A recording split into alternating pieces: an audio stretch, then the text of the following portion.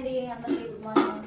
ఇవాళ మాది అయితే నేను ఇక్కడ వచ్చేసి శనగలు అయితే నానబెట్టానండి. నైటే వైట్ శనగలు కర్రీ చేద్దామనేసి ఇవి బాగా కడుక్కునేసి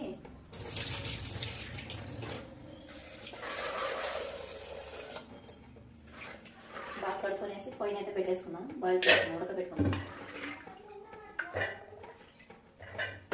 వేసుకున్న తర్వాత కొంచెం పసుపు వేసుకోవాలి.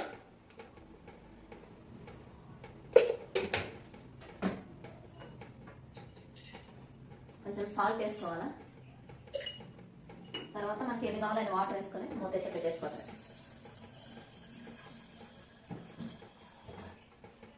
ఇవాళ మా కర్రీ వచ్చేసి కాబోలి శనగలు కర్రీ, టిఫిన్ పూరీలోకి. మీరేం చేసుకున్నారో కామెంట్ చేయండి. ఓకేనా మరి, బాయ్. మరి ఇవాళ అయితే కాబోలి శనగల కర్రీ ఎలా చేస్తానో కూడా చూపిస్తాను, చూసేయండి.